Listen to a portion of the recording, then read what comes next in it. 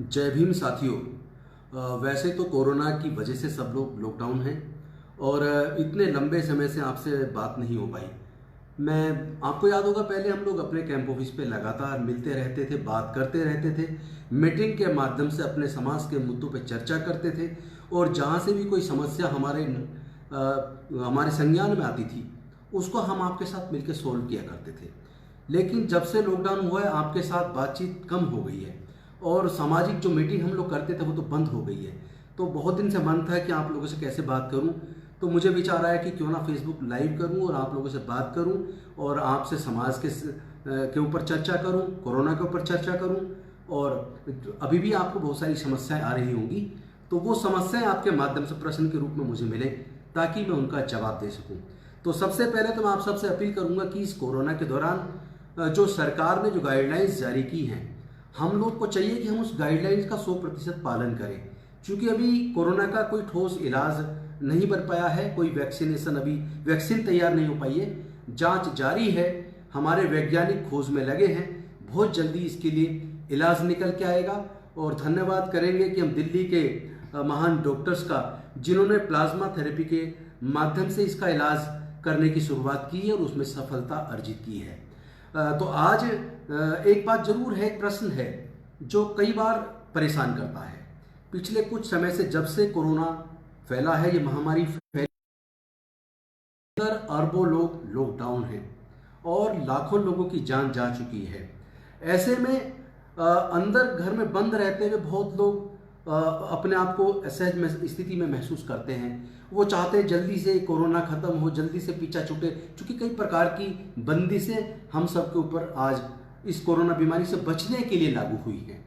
लेकिन जरा सोच कर देखिए उन बंदिशों के बारे में जो धर्म के आधार पर समाज ने हमारे लोगों के ऊपर लगाई, और वो बंदिशें 2-4 साल नहीं, 10-20 साल नहीं, बल्कि हजारों साल तक हमारे ऊपर लागू रही।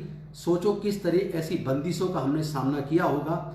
आज समय आ गया कि समाज को चाहिए कि ऐसी बंदिशों को खत्म करे, सब लोगों को मुख्य धारा में आने का मौका दे, सबको साथ मिलके अब देश से इस जातिवाद रूपी इस कोरोना को भी जड़ से खत्म करने का समय आ गया है।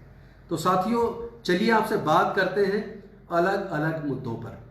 तो जो पहला मुद्दा है उसमें मैं जहाँ तक समझ पाता हूँ, जो मुझे कई बार परेशान करता है कि हमारे समाज को पहले हिंदू धर्म के आधार पर शिक्षा से वंचित रखा गया और शिक्षा के साथ साथ संपत्ति अर्जित करने पर, व्यापार पर बंदिश लगा के हम लोग को विकास के रास्ते को बंद करके रखा गया।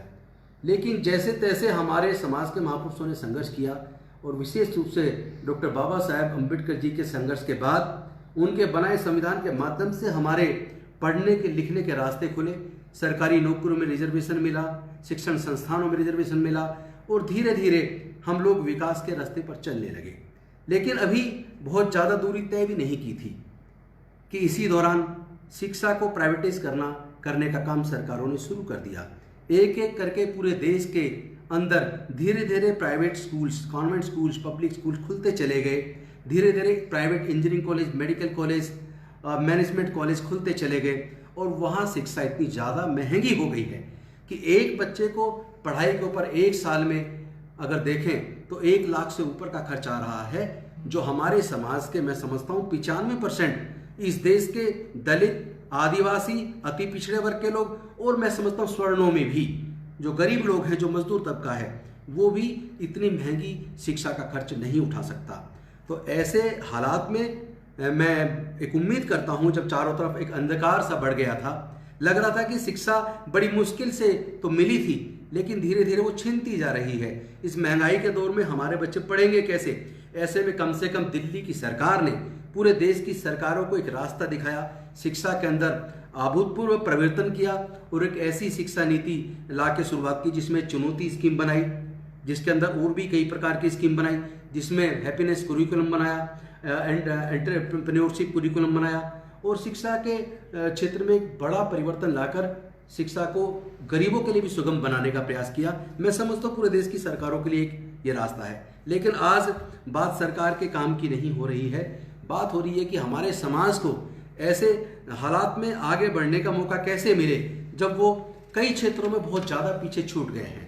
तो आइए इन मुद्दे पर बात करते हैं। तो मैं समझता हूँ सबसे पहले हम लोग सामाजिक शक्ति के बारे में बात करें, सामाजिक परिस्थिति के बारे में बात करें, तो हम लोग लगातार हजारों वर्षों की गुलामी के बाद जैसे तैसे आज़ाद हुए और संविधान के माध्यम से अधिकार मिले, लेकिन उसके बाद हम देख रहे हैं कि लगातार केवल सवर्णों को कोसने से, केवल किसी पर्टिकुलर एक धर्म को कोसने से काम चलने वाला नहीं है। हम लोग कहते हैं कि हमारे साथ जातिवाद हुआ है, लेकिन मैं ये पूछना चाहता हूँ, क्या हमारे दलित, आदिवासी, अति पिछड़े वर्ग के लोगों के अंदर आपस में अंदर जातिवाद नहीं है? क्या हम लोग एक दूसरे को छोटा नहीं समझते हैं? क्या हम लोग अपने ही लोगों को कमजोर करके नहीं आंकते हैं? क्या हम लोग आपस में रोटी बेटी का रिश्ता कर रहे हैं? क्या हम लोग आपस में बराबरी का सम्मानपूर्वक व्यवहार करते हैं? अगर हम इस मुद्दे पर बात करेंगे तो हमें समझ आएगा कि अब स्वर्णों को कोसने से काम चलने वाला नहीं है और हमें अपनी गलतियों से सबक सीखना होगा। क्योंकि संविधान के माध्यम से डॉक्टर बाबा साहब अम्बेडकर जी ने तो हमारे विकास के रास्ते खोल ही दिए हैं, लेकिन उस रास्ते के खुलने के बाद, उससे पहले जब बाबा साहब को पढ़ते तो जो सीख उन्होंने हमें दी, जो शिक्षाएं उन्होंने हमें दी और जिस तरह समाज के इस आंदोलन को आगे लेके वो चलना चाहते थे, आपको याद होगा जब चक्कीपाट बौद्ध विहार का उन्होंने आगरा के अंदर आकर उसके निर्माण होने के बाद उसका उद्घाटन किया, तो उस वक्त उन्होंने कहा था कि भाई मैं इस कारवां को बड़ी मुसीबतों के बाद, बहुत ज़्यादा कष्ट झेलने के बाद इस कारवां को यहाँ तक लेके आया हूँ, अपने लोगों को हक अधिकार दिला पाया हूँ, और अब अगर मेरे बाद इस कारवां को आप आगे ना भी ले जा पाए तो कम से कम इस कारवां को पीछे मत जाने देना। लेकिन क्या कारवां आगे बढ़ रहा है? क्या जो उम्मीद डॉक्टर बाबा साहब अम्बेडकर ने पढ़े लिखे हमारे समाज के लोगों से की थी, क्या हम उस पर खरे उतरे हैं? तो इन मुद्दे पे मैं समझता हूँ चर्चा करनी चाहिए, और चर्चा इसलिए भी जरूरी है क्योंकि अक्सर हम दूसरे लोगों को दोष देते हैं।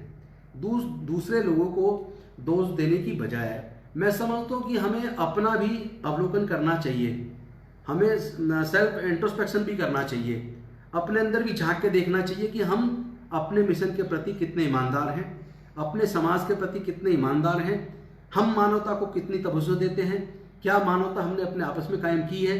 तो जब हम इन सब बातों के ऊपर बात करेंगे तो पता लगेगा कि बाबा साहब ने अपने जीवन काल में 4 अखबार निकाले। उन्होंने बहिष्कृत भारत निकाला, उन्होंने मूकनायक निकाला, उन्होंने जनता निकाला, उन्होंने समता अखबार निकाला, बाद में जनता का नाम बदलकर प्रबुद्ध भारत रखा। उन्होंने अपने जीवन काल में भारत की हितकारिणी सभा एक संगठन बनाया, उन्होंने अपने टाइम में समता समाज संघ बनाया, उन्होंने समता सैनिक दल बनाया, उन्होंने इंडिपेंडेंट लेबर पार्टी बनाई, उन्होंने शेड्यूल कास्ट फेडरेशन बनाई, उन्होंने रिपब्लिकन पार्टी ऑफ इंडिया बनाई, उन्होंने भारतीय बौद्ध महासभा बनाई, उन्होंने Delhi schedule caste welfare association बनाई। अनेकों संगठनों को उन्होंने निर्माण किया। लेकिन देखने वाली बात है कि उनके बाद बामसेफ भी बना। आज बामसेफ के बहुत सारे टुकड़े हो चुके हैं, आज भारतीय बौद्ध महासभा के टुकड़े हो चुके हैं, आज समता सैनिक दल के टुकड़े हो चुके हैं, और आज हमारे इतने सारे संस्थान जितने हम लोग के, इतने शायद किसी और के नहीं होंगे। आज कबीर भवन पूरे देश में मिल जाएंगे, रविदास भवन पूरे देश में मिल जाएंगे, अंबेडकर भवन पूरे देश में मिल जाएंगे, वाल्मीकि भवन पूरे देश में मिल जाएंगे, और वो भवन आपसी झगड़े का केंद्र बन गए हैं। क्या हम लोग आपस में सबको एकजुट करके सही दिशा में, जो रास्ता बाबा साहब ने दिखाया था, क्या उस दिशा में आगे नहीं बढ़ सकते? ये सवाल मेरे लिए भी है, आपके लिए भी है, पूरे समाज के लिए है। दूसरी बात, इसके साथ साथ जब हम आगे बढ़ते हैं तो हम देखते हैं कि इस कोरोना के दौरान हम ये देख रहे हैं कि लोग एकदम डर गए, और निसंदेह कोरोना से पहले भी महामारियां आई हैं, महामारियां आई हैं और आके चली भी गई हैं। उसमें कई बार कई महामारियों में लाखों करोड़ों लोगों की जान गई है। ये कोरोना आया है, कल को मुझे लगता है मानव का मस्तिष्क इतना शक्तिशाली है, कल को इससे भी हम लोग जीतेंगे। हमारे वैज्ञानिक, हमारे डॉक्टर्स, हमारे शोधार्थी बहुत जल्दी इसकी भी वैक्सीन लेके आएंगे और इससे भी निजात मिलेगी। लेकिन एक प्रश्न है जो परेशान करता है कि महामारी समय समय पर अलग अलग खंडकाल में आई है, हजारों साल में कई बार आई है, और हजारों लाखों लोगों की, करोड़ों लोगों की जान गई है, लेकिन वो महामारी खत्म हुई है। ये जाति वाद रूपी स्पष्टीकरण करते आए हैं। तमाम तरह की खतरनाक बीमारी कीटाणु उसके अंदर होते हैं, उसको उससे लड़ते हुए वो लोग ये सफाई का काम जारी रखे, मरे हुए जानवरों को निस्तारण का काम जारी रखे। हमारे समाज के लोग निर्माण के काम सारे हमारे लोग करते हैं, उत्पादन का सारा काम हमारे लोग करते हैं। खेत पे अन्न हम उगाते हैं, लेकिन खेत की जमीन में हमारा हिस्सा नहीं है। क्या जमीन कोई माँ के पेट से लेके पैदा हुआ है? क्या प्राकृतिक संसाधन कोई माँ के पेट से लेके पैदा हुआ है? भारत का मूल निवासी होने के नाते, भारत का नागरिक होने के नाते, भारत की धन संपदा में, संपत्ति में, जल जंगल जमीन में क्या हमें हमारा हिस्सा नहीं मिलना चाहिए? क्या इस ओर हमारे सर्वोच्च न्यायालय का, उच्च न्यायालयों का ध्यान नहीं जाता? बात जब आती है रिजर्वेशन की तो तरह तरह के हमले होते हैं और जातिवाद के लिए लोग रिजर्वेशन को जिम्मेदार ठहराते हैं। मैं कहता हूं ये रिजर्वेशन तो अभी आया है, इससे पहले 4000 साल से किस वजह से जातिवाद हम लोग झेल रहे थे? उसका कारण तो रिजर्वेशन नहीं था।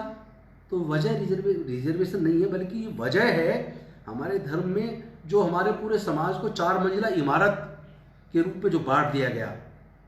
ऊपर ब्राह्मण, उसके नीचे क्षत्रिय, उससे नीचे माले पर वैश्य, उससे नीचे माले पर शूद्र और उसके नीचे उसके नींव में अति शूद्र यानी SC/ST के लोग। तो वो उसमें एक माले में रहने वाले समाज को दूसरे माले में एंट्री करना अलाउड ही नहीं है। और उसमें जो जातिवाद जो हमारे धर्मशास्त्रों में है, उसने जातिवाद को बढ़ावा दिया है।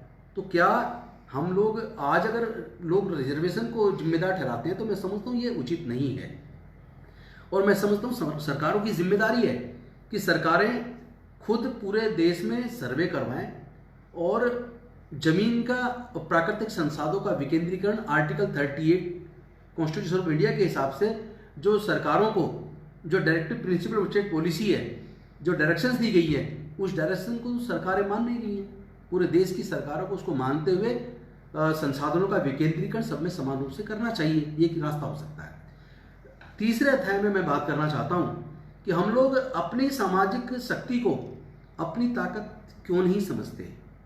अगर आज बात करें देश में जो जनसंख्या है वो लगभग 135 करोड़ है। इस 135 करोड़ों में 35 से 40 करोड़ लोग हमारे SC और ST के लोग हैं और 65 से 70 करोड़ अति पिछड़े वर्ग के लोग हैं। अगर इन दोनों को जोड़ दिया जाए SC, ST, OBC के लोगों की जनसंख्या 135 करोड़ में 110 करोड़ बैठती है। लेकिन जब संसाधनों की बात करें तो इस 110 करोड़ में के पास इस देश का मैं समझता हूँ 20% भी धन नहीं होगा। 80% धन तो केवल 2-4 करोड़ लोगों के पास होगा। तो क्या देश के जो संसाधन है उसका ईमानदारी से विकेंद्रीकरण हुआ है? क्या वो समाज को जो मिलना चाहिए था वो हिस्सा उसको मिला है? लेकिन आज मैं कहता हूं कि उनको छोड़ दीजिए, हम उनसे उम्मीद नहीं कर सकते क्योंकि उन्होंने न्याय किया नहीं है। आज न्याय की उम्मीद दूसरे से करने के बजाय हमें एक स्ट्रेटेजी के तहत काम करना पड़ेगा। हमारी जो ये 110 करोड़ के आसपास की जनसंख्या है, अगर OBC में पैसे वाले ताकतवर OBC को हटा भी दिया जाए, चूंकि वो अपने आप को काउंट नहीं करता है, सुविधा लेता है लेकिन काउंट नहीं करता है, उसको अगर अलग निकाल दें तो कम से कम 100 करोड़ लोग ऐसे हैं जो लोग अगर एकजुट हो जाएं, अगर आप अपने अंदर व्याप्त जातिवाद को खत्म कर दें और एकजुट होकर अपनी संख्या को अपनी ताकत के रूप में परिवर्तित कर दें। क्योंकि मैन पावर सबसे ज्यादा हमारे पास है, हुनर सबसे ज्यादा हमारे पास है, बाई बर्थ कौशल हमारे अंदर है। हम लोग सभी प्रकार के निर्माण का काम करते हैं, सभी प्रकार के उत्पादन का काम करते हैं। इसको हम लोग अपनी ताकत बना लें। दूसरी बात, हम लोग जितनी हमारी जनसंख्या है, इस जनसंख्या में अगर उसको परिवार में उसको बांट दें तो कम से कम 25 लाख करोड़ परिवार हमारे हैं। 25 लाख करोड़ परिवार, एक परिवार कम से कम महीने में 5,000 रुपया खाने के ऊपर खर्च करता है। जैसे गांव दूर दराज देहात में हो सकता है 2-3 हज़ार रुपये में भी घर का खर्च चलाते हों, जो बहुत ही ज़्यादा गरीब है।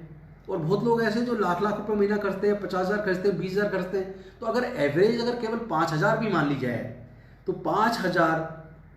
5,000 रुपया महीना प्लस 12 महीने से गुना करके उसको 25 करोड़ परिवारों से अगर गुना कर लें तो ये संख्या इतनी बड़ी एक आर्थिक शक्ति के रूप में नजर आएगी कि हम अगर इसको अपनी आर्थिक शक्ति को पहचान लें और फिर उस पर स्ट्रेटेजी बना के काम करें। चूंकि वो बात मैं फेसबुक लाइव में नहीं करूँगा, कि हम आर्थिक शक्ति पहचान को उसको कैसे चैनलाइज करें, उस शक्ति का कैसे इस्तेमाल करें, और जो सामाजिक शक्ति लगभग 100 करोड़ लोगों की है 135 करोड़ में से, इसका कैसे इस्तेमाल करें, इस पर हम लोग विचार विमर्श करके चर्चा करेंगे। लेकिन मैं समझता हूँ ये एक बहुत बड़ी ताकत हो सकती है, इतनी बड़ी ताकत हो सकती है कि जो लोग आज हमारे बारे में नहीं सोच रहे हैं, जो लोग आज भी हमारे हक को मार रहे हैं, जो लोग आज भी हमारे ऊपर शोषण कर रहे हैं, आज भी हमारी माँ बहन की इज्जत लूट रहे हैं, आज भी हत्याएं कर रहे हैं, आज भी हमारा लगातार बदस्तूर शोषण जारी है, आज भी मुंह रखने पे हमें मार दिया जाता है, हत्या कर दी जाती है, आज भी घोड़े पे चढ़कर बारात निकालने पर हमारे ऊपर हमले कर दिए जाते हैं, तो आज भी हमारी बस्तियां जला दी जाती हैं। तो मैं समझता हूँ अगर हम अपनी इस 100 करोड़ 110 करोड़ की ताकत को सामाजिक शक्ति के रूप में एकजुट कर लें तो किसी से लड़ने की जरूरत नहीं पड़ेगी, कोई हमारे ऊपर हमला करने की हिम्मत कर नहीं सकता। और आर्थिक शक्ति को और पहचान को उसको भी यहाँ संयमित कर लें, संचित कर लें, तो ये शक्ति इतनी बड़ी होगी, कोई बड़े से बड़ा बिजनेसमैन हमें इग्नोर नहीं कर सकता। हम देश के सबसे बड़े कंज्यूमर हैं, देश के ही नहीं पूरे दुनिया के सबसे बड़े कंज्यूमर हम लोग हैं। तो अपनी शक्ति को ताकत के रूप में हम लोग एकजुट करके और सही दिशा में अगर इस्तेमाल करेंगे तो मैं समझता हूँ हम लोग ज़्यादा बेहतर तरीके से आगे बढ़ सकते हैं और समाज का बेहतर तरीके से विकास हो सकता है।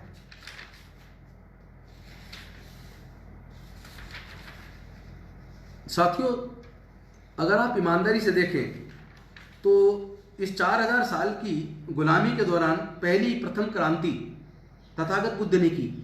बुद्ध के बाद हमारे समाज में अनेकों महापुरुष हुए, बुद्ध कबीर हुए, संत गुरु रविदास हुए, नानक हुए, तुकाराम हुए, फूले हुए, गाडगे महाराज हुए, अच्युतानंद हुए, बिरसा मुंडा हुए, पेरियार हुए, नारायण गुरु हुए, साहूजी महाराज हुए, डॉक्टर बाबा साहब अम्बेडकर, मानव कांसीराम साहब भी हुए।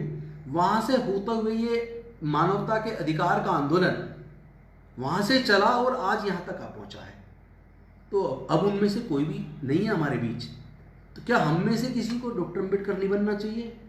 क्या हम में से किसी को मानव कांसीराम नहीं बनना चाहिए? क्या हम लोग आज भी इस उम्मीद से बैठे हैं कि बाबा साहब आके हमारे अधिकार की लड़ाई को लड़ेंगे? पहले तो मैं एक बात क्लियर कर दूं कि ये सामाजिक आंदोलन चलाने का रास्ता डॉक्टर बाबा साहब अम्बेडकर दिखा के गए। उनकी स्पीचेज, उनकी राइटिंग्स आप उनको पढ़ें, उसमें सारा मार्ग दिखाया गया है। अर्थव्यवस्था के क्षेत्र में भी कैसे आगे बढ़ा जा सकता है उसका मार्ग भी दिखाया गया है।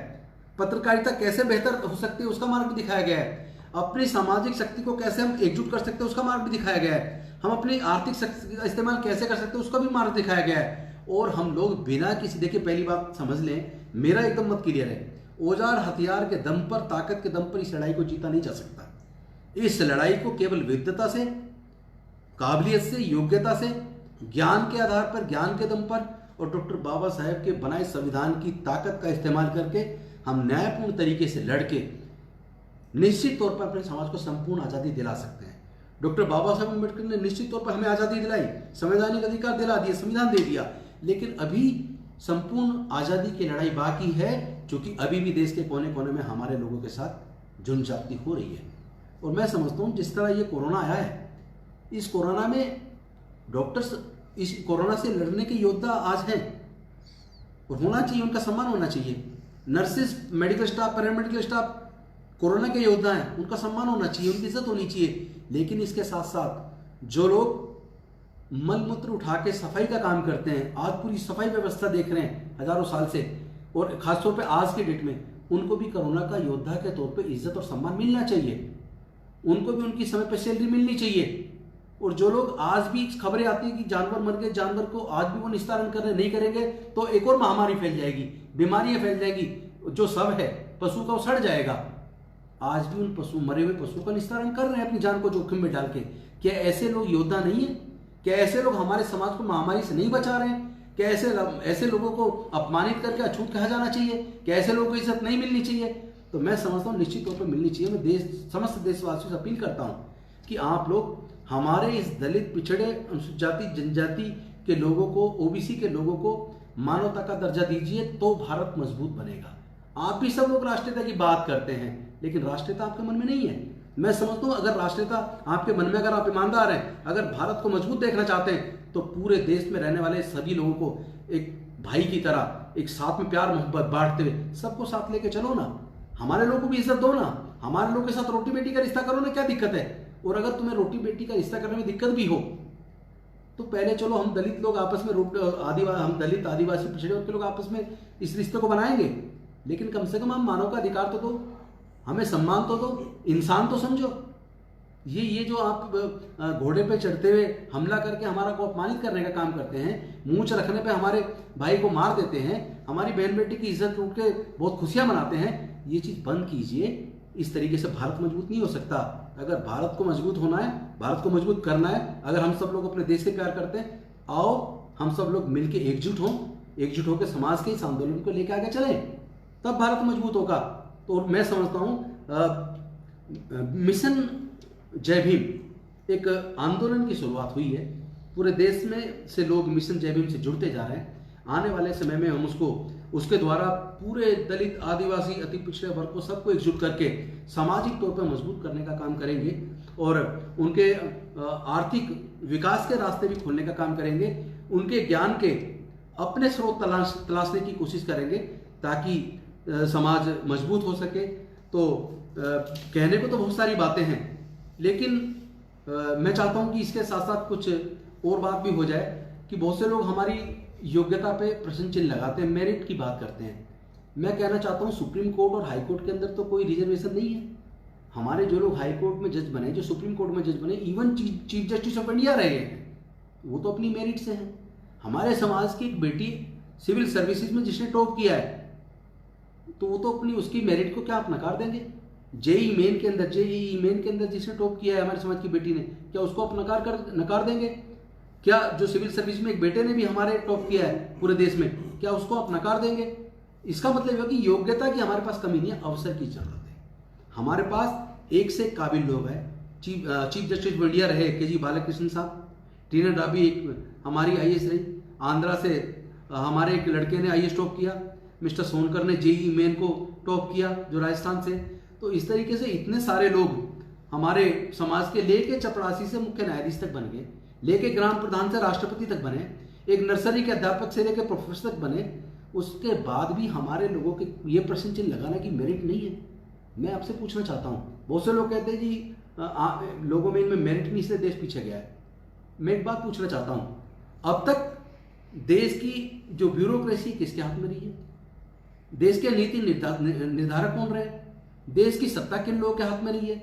उसके बाद भी अगर भारत पूरे दुनिया के से तुलना करने पर अगर बहुत पीछे नजर आता है, तो उसका कारण आप हमारे समाज को क्यों ठहराते हैं? उसका कारण आप रिजर्वेशन को क्यों ठहराते हैं? जहाँ पर रिजर्वेशन नहीं उसको देख लीजिए भाई। जो आप पूरे समाज का जो ढांचा है जब उसको देखेंगे और पूरे 4000 साल तक आज तक शासन किसके हाथ में रहा है, फिर देश गुलाम क्यों हुआ?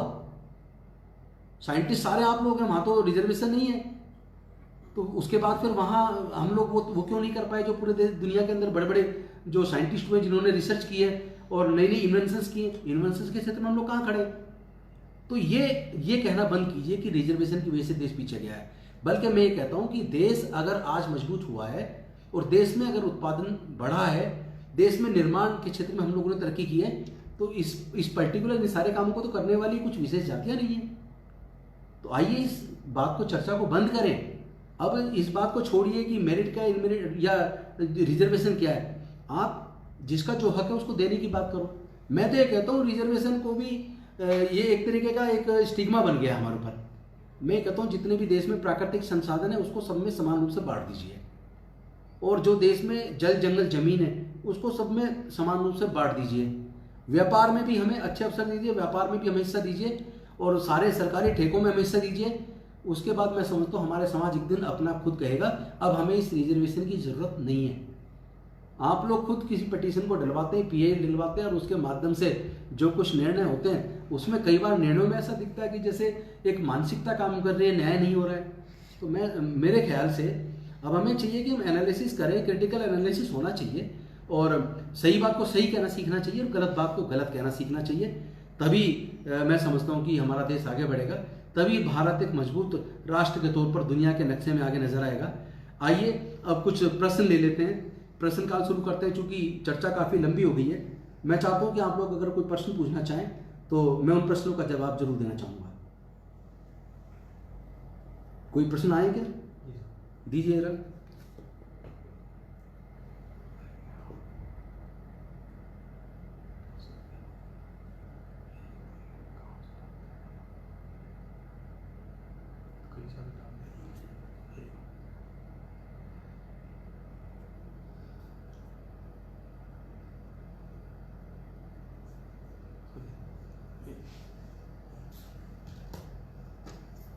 जी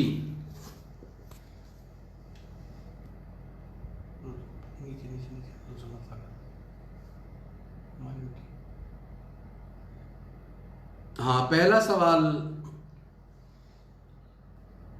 उत्तर प्रदेश इलाहाबाद से आया मिस्टर समर का, जिन्होंने कहा है कि दलित माइनॉरिटी अति पिछड़े वर्ग के संदर्भ में आप दिल्ली को कैसे देखते हैं? क्या दिल्ली की स्थिति और राज्यों से बेहतर लगती है? निश्चित तौर पर मैं कह सकता हूं कि दिल्ली की स्थिति बाकी राज्यों से बेहतर नज़र आती है। कम से कम दिल्ली के अंदर तो इस तरह की घटनाएं देखने की नहीं मिलती कि किसी को घोड़ी पर चढ़ के बारात नहीं निकालने दी गई। दिल्ली में कम से कम शिक्षा के क्षेत्र में क्रांति हुई है, स्वास्थ्य के क्षेत्र में क्रांति हुई है, और पूरे देश की सरकारों के लिए एक मार्गदर्शन किया गया है कि शिक्षा सरकारी स्तर पर भी, सरकारी स्कूलों में भी शिक्षा के स्तर को बेहतर बनाया जा सकता है। तो इसलिए मैं कह सकता हूँ कि दिल्ली बाकी राज्यों से निश्चित तौर पर भिन्न है। दूसरा सवाल रोशन लाल गोकलपुरी से पूछ रहे हैं कि लॉकडाउन के बीच में इस तरह अपनी बात रखने की जरूरत समझी आपने, आखिर क्यों? मैं इसका जवाब देना चाहूँगा कि निश्चित तौर पे लॉकडाउन के दौरान में वैसे तो सोशल डिस्टेंसिंग की हुई है। सोशल शब्द गलत है, social distancing, basically physical distancing होना चाहिए।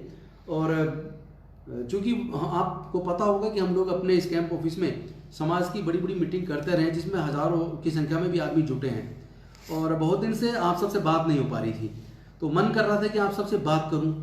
तो इसी संदर्भ में मैंने सोचा कि क्यों ना फेसबुक लाइव करके आप लोगों से बात भी की जाए, और आप लोग कुछ सवाल करें तो आपके सवाल का जवाब देकर आपको संतुष्ट भी किया जाए। क्योंकि पहले आप लोग जगह जगह की समस्याएं लेके आते थे और सवाल करते थे, तो हम लोग उनका सवाल का जवाब भी देने की कोशिश करते थे, और साथ में आप लोगों को आप लोग के सहयोग से उन समस्याओं का समाधान भी करते थे। तो इसी प्रकार ये जो आज इस लॉकडाउन के दौरान मीटिंग की गई है, इसी कारण से की गई है, और मैं समझता हूँ कि आगे चल के हम और भी इस तरह फेसबुक लाइव करके आप लोगों से बात करने की कोशिश करेंगे। तीसरा सवाल महाराष्ट्र से प्रशांत जी ने पूछा है, क्या न्यायपालिका को आरक्षण के मामले में हस्तक्षेप रखना चाहिए? जिस तरह अभी आरक्षण को लेकर सुप्रीम कोर्ट का फैसला आया है, 5 जज बेंच की कमेटी का एक वकील होने के नाते आप इसे कैसे देखते हैं? एक वकील होने के नाते मैं ऐसे देखता हूँ, उस जजमेंट के अंदर उन्होंने कुछ स्टेट गवर्नमेंट और सेंट्रल गवर्नमेंट्स को डायरेक्शन दी है, सेंट्रल गवर्नमेंट और स्टेट गवर्नमेंट्स को, कि आप देखिए कि कौन कौन सी जातियाँ तरक्की कर गई हैं, उनको आप रिजर्वेशन से बाहर करने की करिए, और जो कमज़ोर है उनको लाने की बात कीजिए। मैं समझता हूँ कि रिजर्वेशन कई बार उन्होंने आर्थिक स्थिति की भी बात की है। मैं समझता हूँ जो लॉ के हिसाब से, अगर एज वकील होने के नाते मैं बताऊँ तो एजुकेशन जो those are socially and educationally backward classes, they are entitled to get benefit of reservation. तो इसमें आर्थिक स्थिति की कहीं बात ही नहीं है। और दूसरी बात, जिसकी आर्थिक स्थिति अच्छी है वो तो आज आप देखिए वो अपना भी रिजर्वेशन का बेनिफिट नहीं ले रहा है। जो लोग नौकरी में अच्छी जगह आ गए उनके बच्चे रिजर्वेशन से नहीं पढ़ रहे हैं। इक्का दुक्का एग्जाम्पल ऐसे हो सकते हैं जिसको आप देना चाहेंगे कि कुछ लोग जो अच्छी स्थिति में भी ले रहे हैं। मेजोरिटी में लोग अब इसको स्टिग्मा मान के जो सक्षम हो रहे हैं वो अपना आप ही कमज़ोर लोगों के लिए रिजर्वेशन को छोड़ते जा रहे हैं। और जो मुझे लगता है कोर्ट को देखना चाहिए कि कॉन्स्टिट्यूशन इस बारे में क्या कहता है।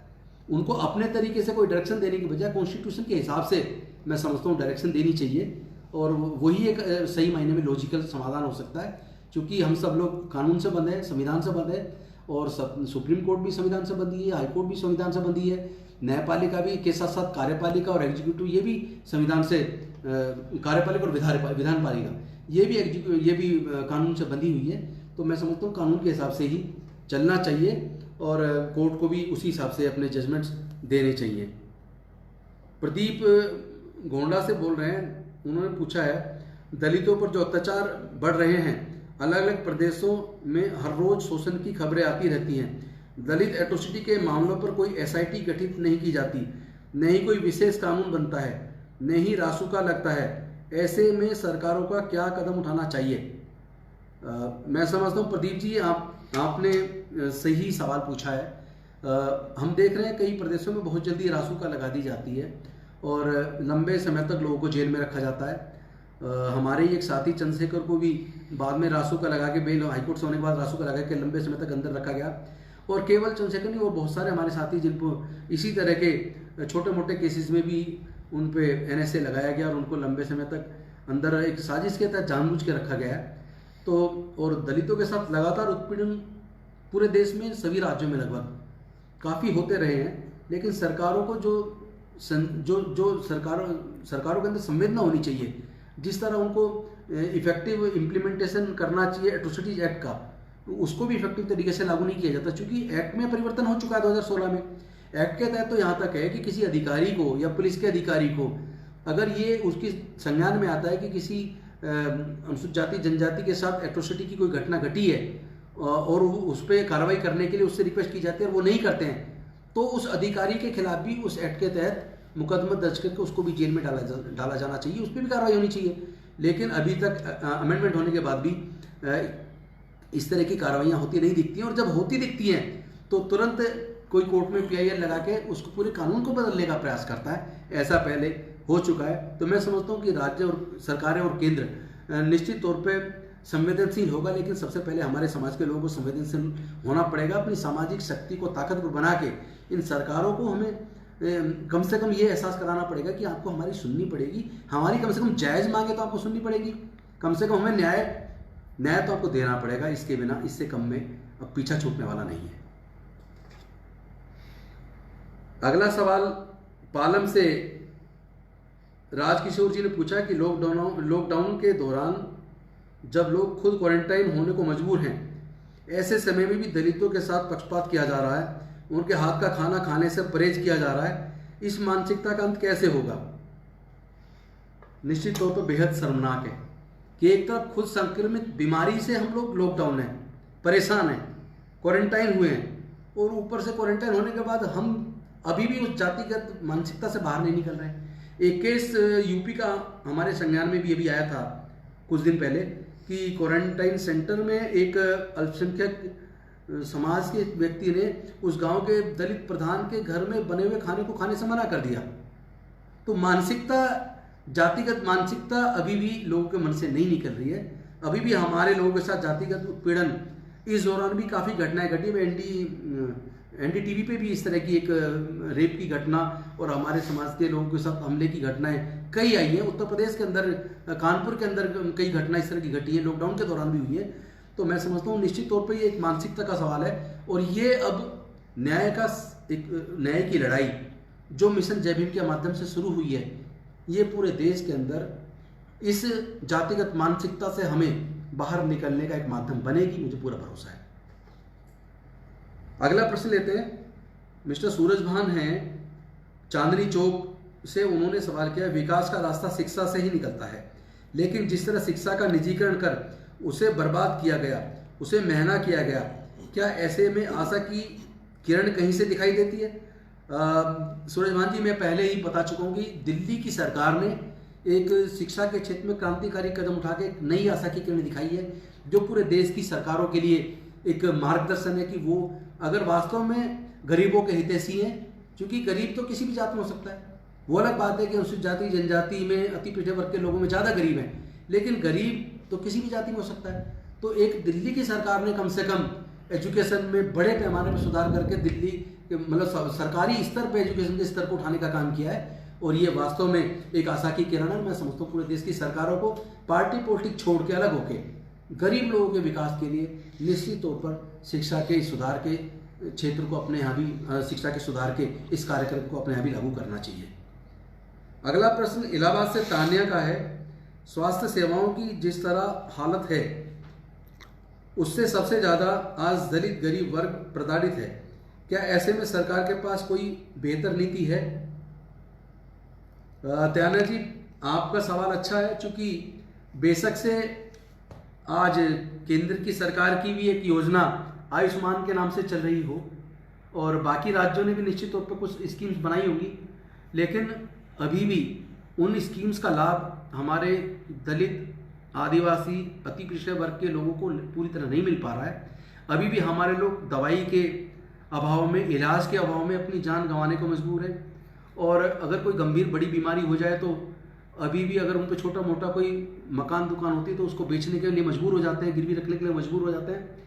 अभी भी उनको सरकार के माध्यम से जो मदद मिलनी चाहिए वो नहीं मिल पाती है। लेकिन मैं ऐसे में कम से कम एक उम्मीद करता हूँ कि दिल्ली की जो आरोग्य कोष से एक योजना चलाई जा रही है जिसमें कोई भी गंभीर बीमारी हो जाए तो आप सरकारी हॉस्पिटल के माध्यम से अगर रेफ़र होके, चाहे प्राइवेट में जो पैनल पे हॉस्पिटल है उसमें रेफ़र किया जाता है, वहाँ जाके अपना इलाज करा ले तो लाखों में जितना भी खर्च आता है वो पूरा का पूरा खर्चा सरकार उठाती है। और दूसरी जो दिल्ली ने एक्सीडेंट के मामले में जो फरिश्ते योजना जो लेके आए हैं, क्योंकि अब तक हम देखते थे कि एक्सीडेंट्स में अक्सर बहुत बड़े पैमाने पर डेथ होती थी और वो इसलिए होती थी कि समय पे इलाज नहीं मिल पाता था। लेकिन इस योजना के आ जाने से दिल्ली में जो एक्सीडेंट हुए व्यक्ति को हॉस्पिटल पहुंचाता है, एक तो पुलिस उससे पूछताछ नहीं करती, उसको परेशान नहीं करती, बल्कि उस व्यक्ति के जान बचाने वाला फरिश्ता मानते हुए सरकार खुद उसको 2000 रुपया उसको इनाम भी देती है।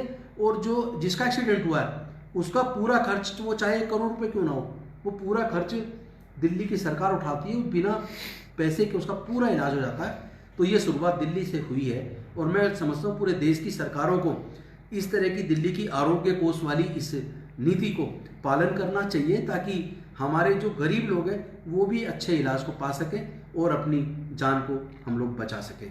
तो इन्हीं शब्दों के साथ मैं समझता हूँ कि सवाल तो बहुत आए हैं, लेकिन अभी ये सारे सवाल हम संकलित करेंगे और अगली फेसबुक लाइव में हम निश्चित तौर पे आपके साथ बात करेंगे और आपके पहले पुराने सवालों का जवाब देंगे और उसके बाद आगे की बात करेंगे।